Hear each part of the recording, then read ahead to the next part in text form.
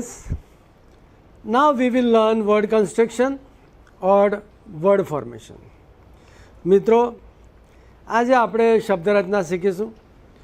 અંગ્રેજીમાં જો કે કન્સ્ટ્રક્શન એટલે બાંધકામ અને ફોર્મેશન એટલે બંધારણ. મતલબમાં શબ્દોને આપણે કેવી રીતે રચનાના રૂપમાં લઈશું. અને અહીંયા જે શબ્દો છે અંગ્રેજી ભાષાની અંદર બધા ઘણા બધા શબ્દો છે, પણ દ્રષ્ટાંત રૂપે અહીંયા જે આપણે શબ્દો આપણે લઈશું એ જે શબ્દો છે વાસ્તવમાં એને આપણે સંજ્ઞાવાચક નામ તરીકે ઓળખીએ છીએ, જેને આપણે પ્રોપર નાઉન કહે છે.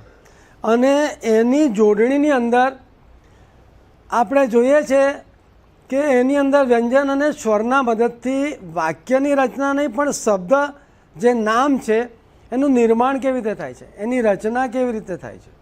અને એના સંદર્ભમાં આપણે જોઈશું કે મગન શબ્દ છે.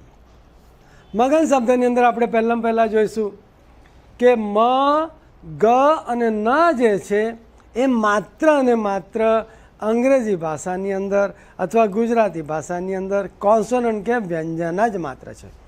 પરંતુ માની લો કે મારે મગનની અંદર આ જ શબ્દ લખવો છે તો MGN આ રીતે જો હું એને શબ્દને જો બનાવીશ તો વિદ્યાર્થી મિત્રો કે હું કે ઇવન શિક્ષિત કોઈ પણ વ્યક્તિ હશે તો એરો એ પોતે જો વાંચશે તો કેવી રીતે વાંચશે? MGN તરીકે જ માત્ર વાંચશે. પરંતુ અહીંયા જ્યારે મગન એક વ્યક્તિનું નામ છે જેને આપણે અંગ્રેજીમાં પ્રોપર નાઉન કહે છે, જેને ગુજરાતીમાં આપણે સંજ્ઞાવાચક નામ તરીકે ઓળખીએ છીએ, તો એને જે બોલાય છે આપણે જોવું છે કે કોન્સોનન્ટની વ્યાખ્યા શું છે. A consonant is a letter which cannot be properly sounded without the help of a vowel. અર્થાત એ જે વ્યંજન છે એ સ્વરની મદદ વગર કોઈ પણ રીતે એનું બંધારણ મતલબમાં એની રચના આપણે કરી નથી શકતા. માટે આપણે અહીંયા પ્રથમ જે શબ્દ છે, જે નામ છે, એની અંદર જોઈશું કે પહેલાં મ આવે છે અને તે મ ખોડો છે. ત્યાર પછી અ બોલાય છે, ત્યાર પછી ગ પણ ખોડો છે, ત્યાર પછી અ બોલાય છે અને ત્યાર પછી ન બોલાય છે. અને એ રીતે એનું જે બંધારણ થાય છે, એની જે રચના થાય છે શબ્દની, જે આ નામ મગન છે તેની રચના થશે MAGAN. મતલબમાં the real spelling, how we would like to spell out the proper noun Magan, that comes with the spelling MAGAN. Likewise, we will see other words also which we consider, which we know as proper noun. Let's see that. Here, Chagan is there. Chagan, Cha is consonant. Cha અહીંયા જે આપણે જોયું છે કે વ્યંજન છે અને એની spelling થાય છે છ અ ગ અ ન. જોડણીના રૂપની અંદર શું થશે? CHHAGAN.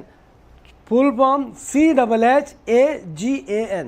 So this is how we are creating proper nouns, that is noun name Chagan. Same is the name. There are many names of these students or persons that carry the name Manav. Here also Ma, A, Na, A, Va. A for A, Na, A, V, Va.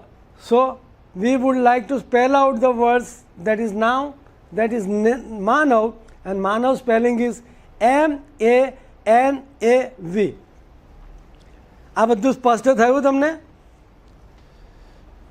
Kanam તમે જોઈ શકો છો કે આની અંદર પણ હંમેશા એક વસ્તુ યાદ રાખવાની છે કે જગતની ભાષા, આપણી ગુજરાતી ભાષા, હિન્દી ભાષા, એ જે પણ કંઈ શબ્દો છે જેને આપણે બોલીએ છીએ અને જે શબ્દોની જે રચના આપણે ઉદ્ભવિત કરે છે એ આપણા મસ્તિષ્કમાંથી, આપણા મગજમાંથી આવે છે. અને માનવમાં જે મગજમાંથી વિચારો આવે છે એ આપણા શબ્દો છે. અને એ શબ્દો જે માત્ર અને માત્ર છે એ કશું જ નથી, એ સ્વર અને વ્યંજનનું માત્ર સંયોજન છે, જેનાથી શબ્દોની વ્યુત્પત્તિ થાય છે, નિર્માણ થાય છે, રચના થાય છે. ત્યાર પછી આપણે જોઈશું કિશન. કિશનની અંદર આપણે જોઈશું કે કિશનમાં કી જે છે રસવઈ છે અને કી રસવઈ છે એની અંદર આપણે ગુજરાતી ભાષાના જે બારાકડીના જે અક્ષરો છે તેને અંગ્રેજી ભાષાની અંદર જે આપણે અપનાવ્યા છે તેના માટે આપણે આઈ શબ્દ અપનાવ્યો છે. અને કિશનની અંદર જે ક આવે છે પછી ઈ આવે છે તો એની અંદર આપણે આઈ લીધો છે. શની અંદર આપણે એસએચ અપનાવ્યો છે. ત્યાર પછી પાછો સ્વર આવે છે, આવે છે, અને ત્યાર પછી ન આવે છે. અને એ રીતે કિશનની જોડણી થાય છે.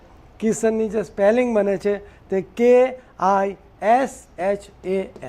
શીતલની અંદર આપણે દીર્ઘઈ આવે છે, અને દીર્ઘઈની અંદર જે આપણે અપનાવ્યું છે તે ઈ છે, અને જે ઈ છે એ લાંબો, જેને ઉચ્ચારણની અંદર આપણે ઈ બોલીએ છીએ, અને એની આપણે જે સ્પેલિંગ, એની જે જોડણી સ્વીકારી છે અંગ્રેજી ભાષાના અક્ષરો અપનાવીને, તે ડબલ ઈ છે. અને એ રીતે એની સ્પેલિંગ થાય છે SHEETAL.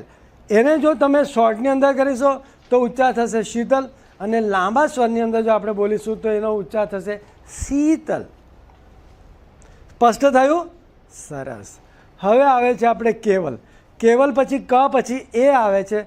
એ જે એ છે એ આપણો પાછો સ્વર છે, અને સ્વરની સાથે વ્યંજન જોડાયેલો છે તો કે થયો, પછી કેવલ, અને એ પ્રમાણે આપણી સ્પેલિંગ બની, આપણી જોડણી બની KEVAL, કેવલ.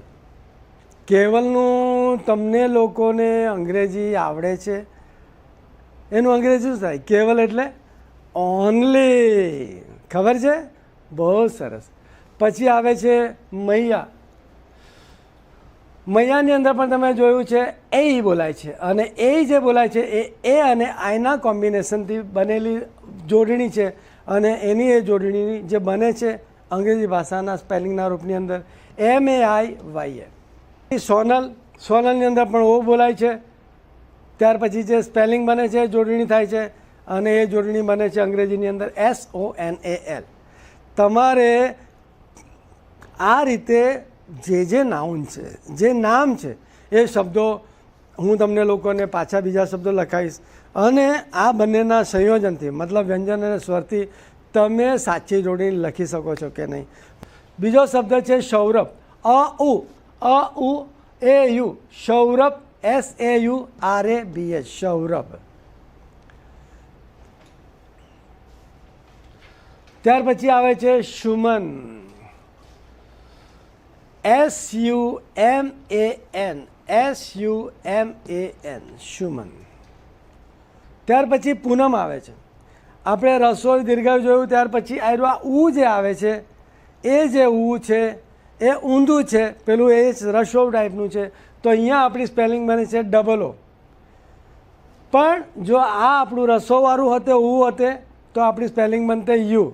પણ અહીંયા દીર્ઘાયુ છે એટલે આપણી સ્પેલિંગ બનશે POONAM, પૂનમ. હવે આપણે જોઈશું કે આપણી ખરી બારાખડી, જેને આપણે ગુજરાતીની અંદર બારાક્ષરી તરીકે ઓળખીએ છીએ, અને એની અંદર આ બધા જે આપણે અક્ષરો આપેલા છે તે અથી લઈને ન સુધી છે, અને તે આપણે જોઈશું કે અ, આ, ઈ, ઉ, એ, ઓ, અંગ, અહ.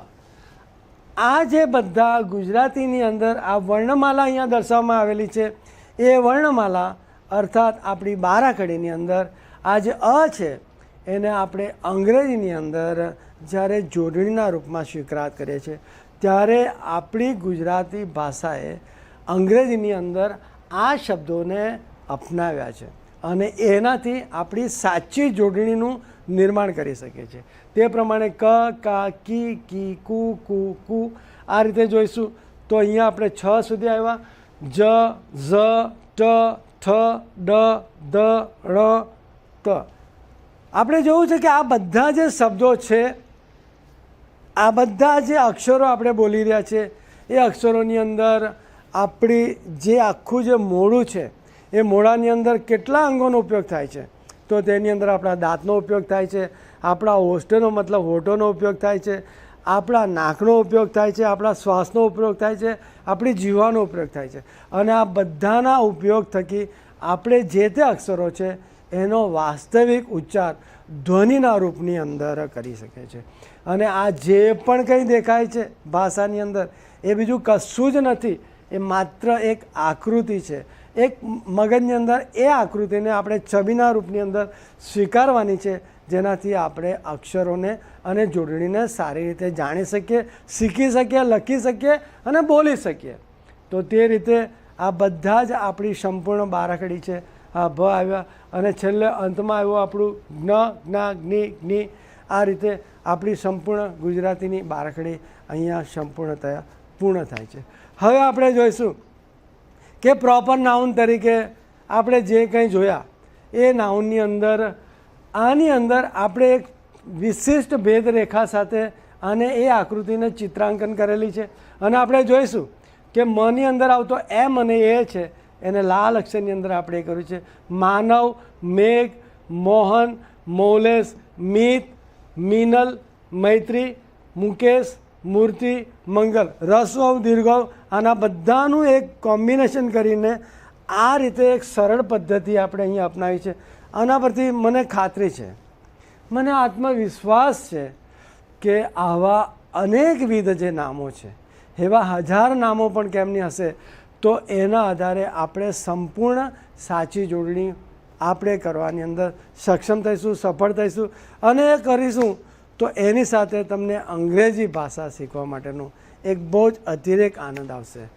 Thank you. આભાર.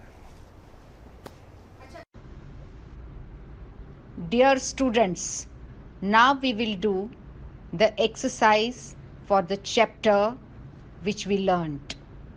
વાલા વિદ્યાર્થી મિત્રો, હવે આપણે જે વિષય શીખ્યા તેનું સ્વાધ્યાય એટલે કે તેની એક્સરસાઇઝ કરીશું.